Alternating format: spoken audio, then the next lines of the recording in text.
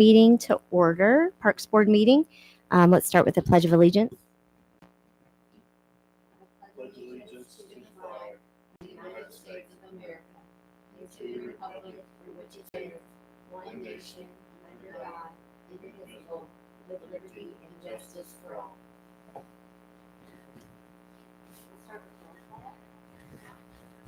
Amy Campbell, present.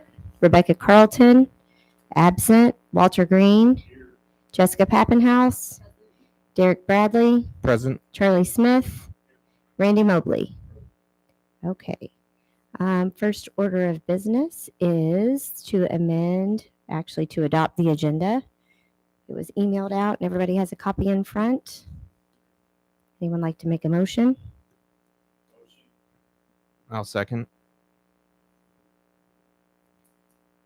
Any discussion? All in favor? Aye. Aye. Opposed? Okay, motion passed 4-0. Next, we have the approval of allowance claims.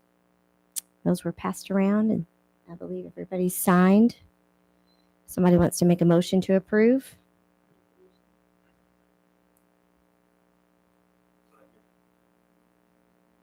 Any discussion? All in favor? Aye. Opposed? Okay, motion passes 4-0. We don't have any members of the public here tonight, unless you have anything to say. Okay. And next we have report from Charlie Smith. First item of business is we're still verifying. I know food trucks is on it. We're verifying food trucks for October, so we don't know if we'll actually do the food truck in October thing. It kind of died off last month, and then obviously with the time getting darker sooner, we'll see what kind of response we get. So that announcement will be pending. My question to you all is, got a letter from Santa Claus. Santa Claus is gearing up to come to town again this year for the annual Santa Claus parade through the town. It's my understanding that the Grinch is willing to come out of his cave to escort Santa around town this year. The question then becomes, when would you all like to schedule that? We've done the first or second weekends in December. I think last year was a little bit tighter on schedule because of the way Christmas fell. So the first Saturday in December is December 6th, or you have the 13th, which would be the two recommended time frames on that, with the 20th leading into the Christmas week. So for discussion, scheduling of the Santa Parade. Did you know Santa Do you know if Santa or the Grinch has a preference on the 6th or the 13th? Did you all discuss No, that? last year we did it on the first Saturday on the 7th, so we want to keep it there, which would be the 6th this year. I think that would work out fine. I also think the later you get, the more you start getting into other events. So, all right. So 12-6 it is. Let Santa know. If I can get just a simple vote for that. Motion Right. and a second and a simple vote, and then we'll get the ball rolling on the 6th annual Santa Parade. On the 6th. Fifth annual. 5th annual Santa Parade. We started in 2020. 2020. I'll make a motion. I'll second. Okay. Any discussion? All in favor? Aye. Aye. Opposed? The motion passes 4-0. Brass Rabbit was on the 4th. Obviously, a lot of people there. I was there all day. I don't know who attended. If you were there and whatever, I didn't see, my bad. Best event. Great event. I want to thank Hannah over here at Chosen Goods, and she does a great job working with us on that, with pulling it all together. She is the soul of that event for sure, and puts a lot of work and effort into that thing. So, more booths. I think there were 6 or 7 more booths this year. More food. There's more food. There was more food this year. Both of the food vendors ran out. tea lady ran out. Parking over here on the lot next door worked out really well. It was busier sooner, real heavy busy for a longer period through the day. It started slowing down around noon. But even all the way up through closing, it was consistently steady the rest of the day after that. So You say noon was slow time? Yeah. That's the time I got there. I thought it was pretty busy. by 10 o'clock, at one point, 10 o'clock in the morning, I was standing at the gazebo and you could not see the grass in the park for Really? people walking. I mean, it was, I come after work and stop and park on the street across from the school. And I thought there's a bunch of park behind the school there. Yeah. I was well pleased with the amount of people I saw. And that's a low number that I'm really. yeah, by 9 o'clock, it was, people started showing about 8:45, 8:30, 8:45. You had people showing up. By 9:30, it was pretty busy. By 10 o'clock, it was. I think people were trying to make a double header out of that and go on to New Albany. Well, you have stuff going on in New Albany. You had St. James Art Fair going on at the same time. It was, I mean, honestly, the weather was just easy. Perfect. Yeah. I mean, it was a good, I mean, it was foggy up until probably 10:30, 11 o'clock. Fog burned off. We did have extra music this year. This set just towards the end. It started off with a harpist, and then they had the Dulcimer Club that was there, and then they had the bluegrass people were back in the afternoon. And like I said, it was just an all day good. It was just a great event all the way around. All the way around. So can't say that. Kudos to Hannah. So, so I think that's all I have this time. Oh, I do have. I apologize for not printing this off.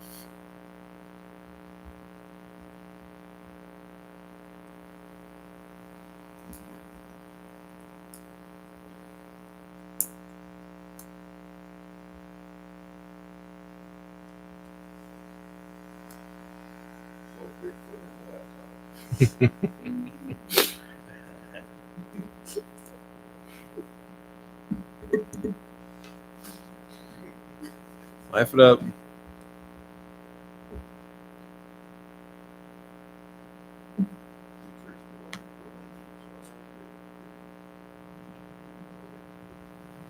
Charlie, while you're looking for that, is the splash park all closed down, winterized, sealed It's up? not winterized yet.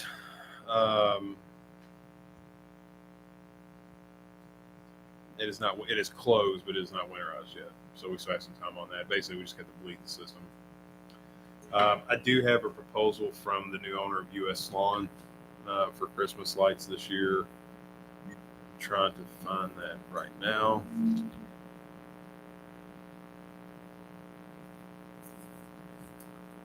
I'm working on a sponsor for that to cover that expense this year.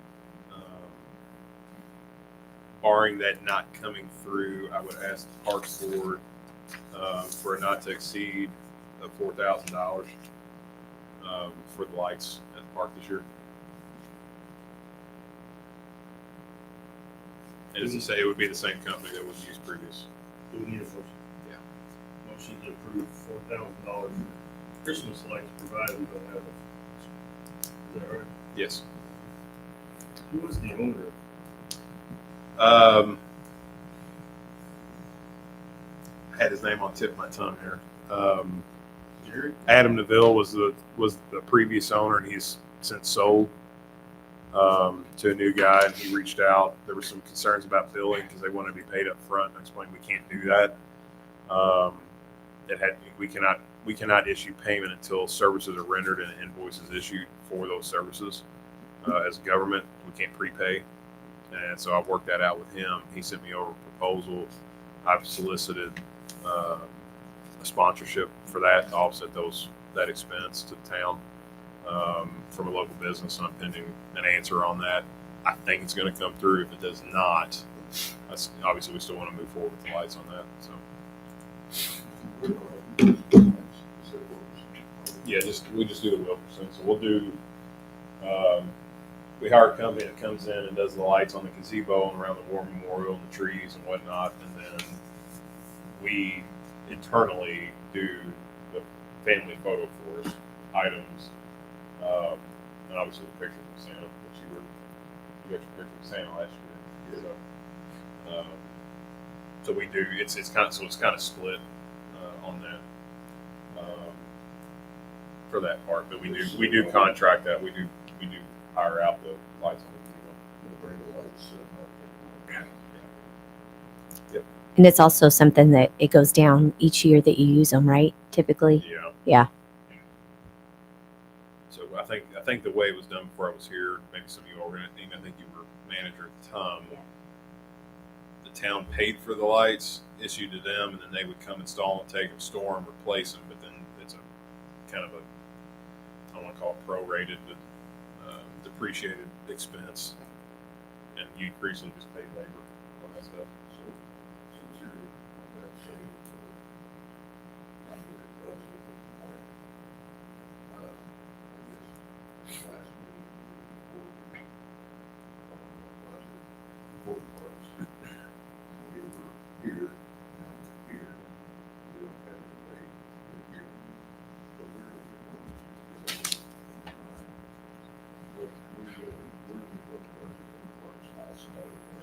We either need to solicit sponsorships throughout the year for events, or we need to figure out how to generate additional revenue through events for those things.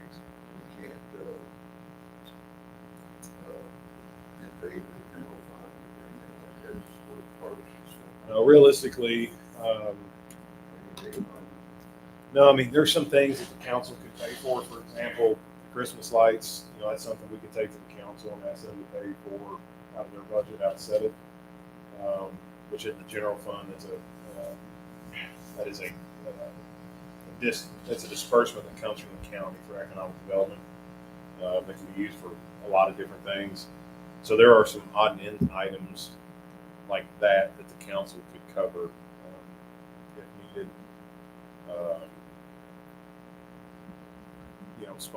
Sponsorships on events to generate revenue, other events to generate revenue. I think most of the stuff around here that we do is free to the public. So Christmas lights free to the public, Santa Parade free to the public, Grass Ramping free to the public, Shakespeare in the Park.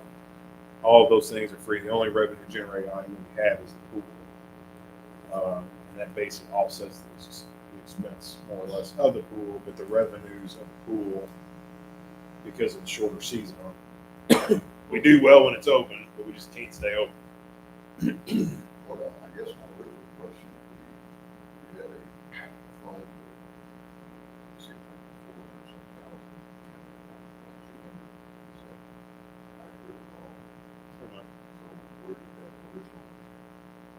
Well, a lot of it, so we took a hit the year that we did not open for COVID, because we generated no revenue that year. So basically, it got into that to fund the parks because of that year that we didn't open for COVID. Now, this is a Parks Authority. I'm by no means advocating for this whatsoever. However, all transparency, another option would be this is a Parks Authority and they have the ability to establish a tax rate. To give you an example, Town of Clarksville, their tax rate's 3.8, and I think they have a Parks Authority tax rate of like 3.2. So the residents of Clarksville actually pay two separate tax rates, one of them specific to parks, but they also have golf course. I think that's a lot of that. They have golf course, they have Laughing Park, they've got a lot of parks around the community. They also have the splash facility down there. I mean, they've got a lot of facilities that are funded within that, but we don't have that here. So all of our revenues are generated internally from the pool at a zero tax rate. But again, by no means am I advocating for that. I don't want that to get rumors started by any means. But again, trying to relay all the information that is an option. I was just curious, when you're on this board for 3 years, 4 years, whatever it is, it seems like we don't have a way outside of that. We're not going to be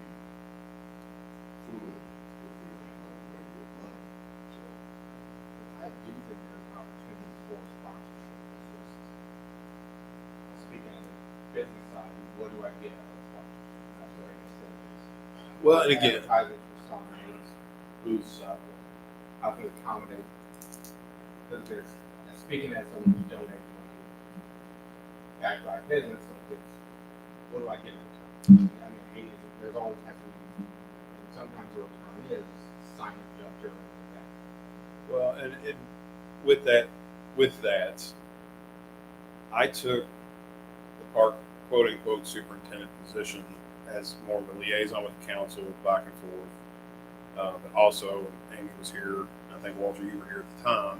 It was more related to the grant that we were going through, because there wasn't anybody necessarily who had any authority within parks other than the board, because there's no staff, to do anything within the grant stuff. So it's like, we're going to do that. Let's do this.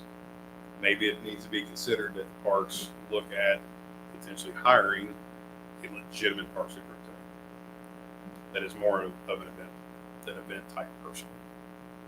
I mean, obviously my time is limited on what I can do. I do what I can do, as much as I can do. I also have 7 other departments that I run that are operations of the town. And admittedly, parks doesn't probably get the front seat unless it's that season, whatever. And even with that, my interaction with the pool is somewhat limited. I'm very much heavily rely on the pool manager to basically do everything. I will fill in as needed, or if there's an issue or question, I will help and assist where I can.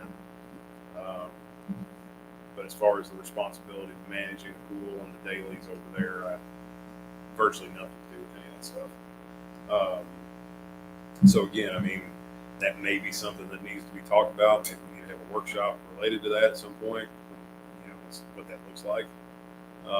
And that person's job would be to basically look at additional fundraising, additional revenue sources, events. You all talked about having pickleball tournament type stuff. That's great, and it's a great idea, but also with you guys asking to help with you guys, I know your all's time is limited to be able to help and manage with that stuff. So we do a lot of that internally that we don't really have anybody to do those things. So, there are things like that could be put together that could be a fee for service. So if we're going to do a pickleball tournament, that could be a $20 per team entry fee. Somebody has to advertise, solicit, fundraise, manage, and produce the event. I mean, as small, as simple as that sounds, it takes time. And that's honestly quite a lot of time that I personally do not have. And I don't have staff that's for that. With something like that. Is that something, again, I've never had to do it, but the amount of time that it takes to manage, is that something open to partly manage pools at full time? Or full management? Again, is that something? I think that's all up for discussion. I just didn't know if that's. No, I think what it would be is a workshop to have that conversation. I would recommend we need to have Michelle Miller here from a treasurer's perspective to weigh in on some of that stuff, and you all look at developing what a position would look like. And again, that superintendent or what have you, yes, they would be over the pool kind of a thing. Then logistically, who do they report to? Do they report to you? Do they report to me? Do they report to both? Do they report to you, but me as a proxy on a daily type of thing? But ultimately they're the ones here at the meetings and doing reports and doing what have you. But part of their job is not just limited to the pool, because I don't think the pool manager by itself should also be the fundraising superintendent person, because you need somebody who's going to manage the pool. They need to be there. They have some assistant managers.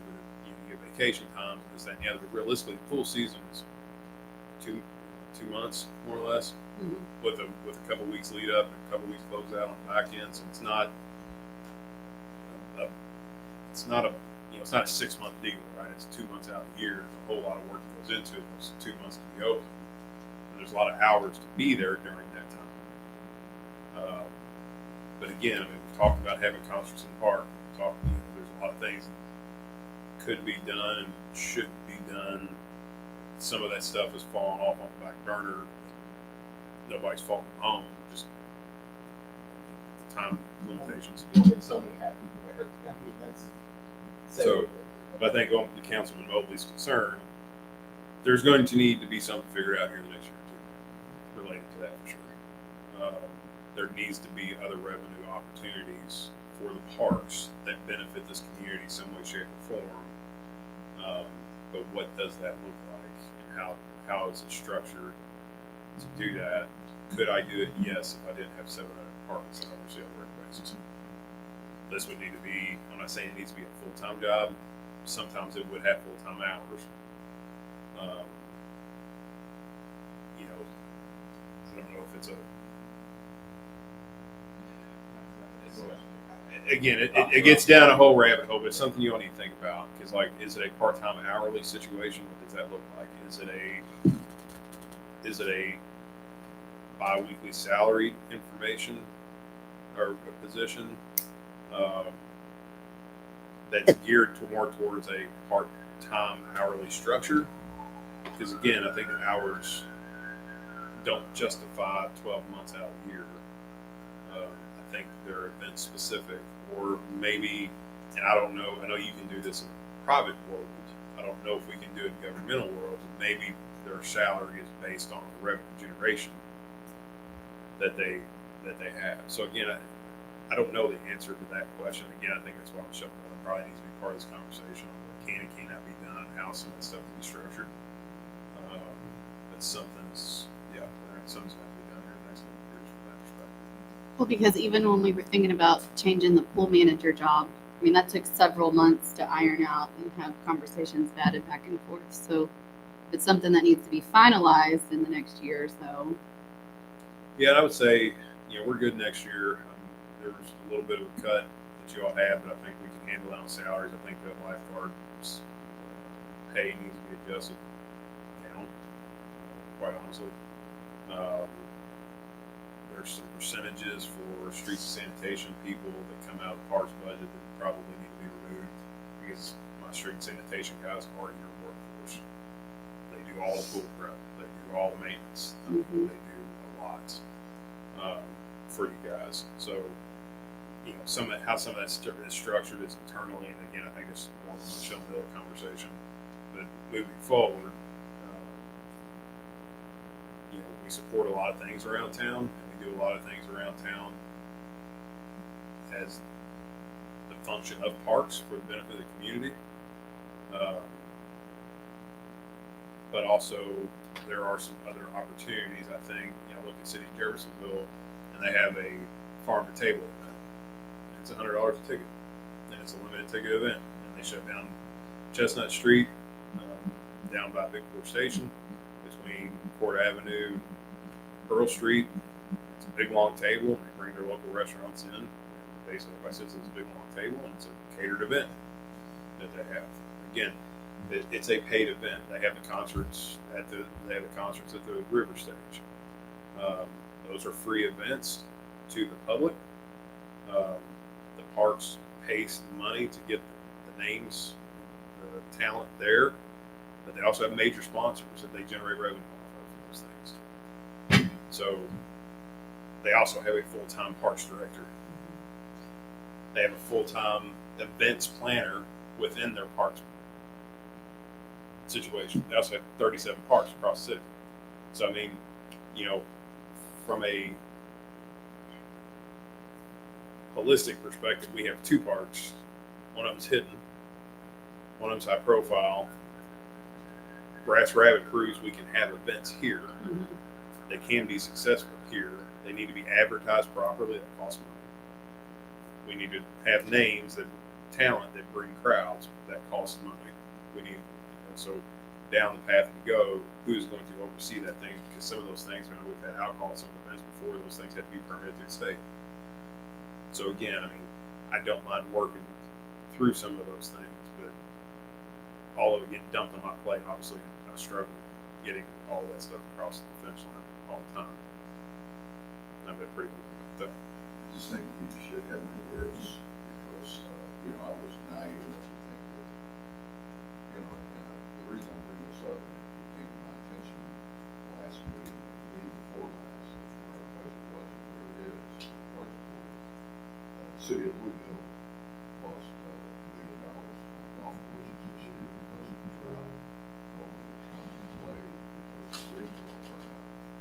So, but, how do they absorb that? I don't think that people that manage the school system, they're the right people, they $188 million deficit. So I'm just saying before the pitcher runs out, we need to have awareness to maybe try to get a plan in place. But as far as being naive, I just thought once the Parks Board runs out of money because we don't have a way of raising funds, and I don't know what that fundraising would be big enough to put enough back into it. I don't. And again, I mean, just from an events perspective, I've planned events my whole career.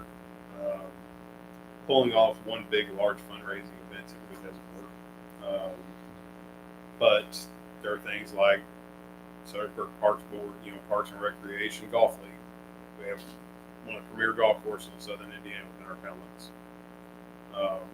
There are things like that that can be done if somebody has the ability and time to manage them.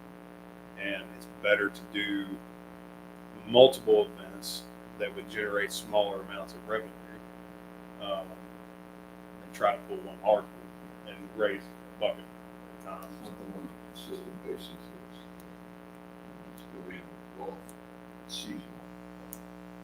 That's covered bridge. I guess it's, you mentioned this, the problem with that is probably the almost expansion. There's going to be a price point that's a lot of Again, just like hiring good talent to come for a music festival, day-long music festival, like it costs money. Obviously, going to a golf course, there's a cost and expense associated with it. And I think the relationship that we have with Kemper Sports, the new owner, they would work with us on pricing for things like that. I know there are several leagues in town already, whether it be the men's league at the church or the course itself has its own men's league, whatever it is. I think there are opportunities that can be done. Even going as far as saying, maybe we partner with the township trustee to use some of his facilities over there. It's not in town limits is the challenge with that. So like I said, I think there's some things that could be done, could be worked out, but I think it's something that you all as a park board need to talk amongst, call each other, have, think about it. We need to have a workshop, or there needs to be some thought process put into this thing on what changing the face of this Parks Board looks like as far as the interaction and what you all supply to the residents. now you can just run to manage funds raises. Didn't see that part. I was just naive enough to think that go to Michelle, and I'm just wondering where they had that windfall of money to begin with that really kind of pull them because we got way less than we had. I think so too. It comes down to how it was funded. I don't know how it was funded before, but like I said, a lot of our stuff is based on the revenues that we generate. So like I said, the conversation needs to be had, and I think probably in a workshop form would be a better opportunity to go down that rabbit hole.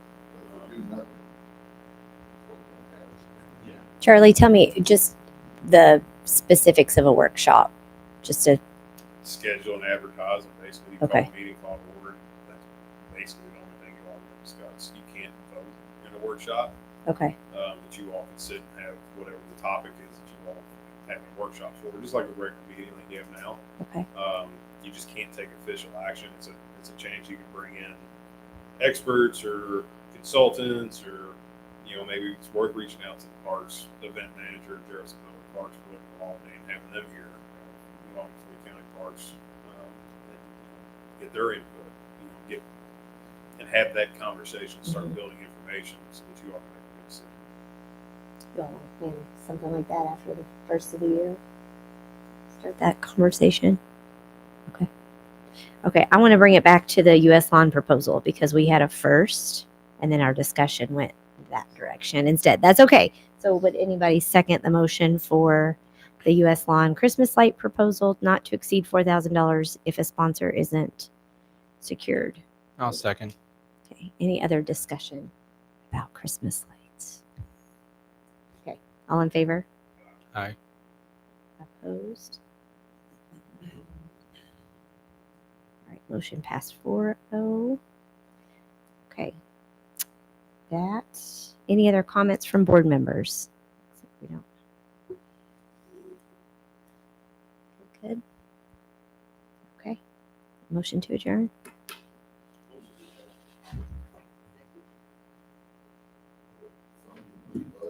Any discussion? All in favor? Aye. Opposed? Okay, thank you.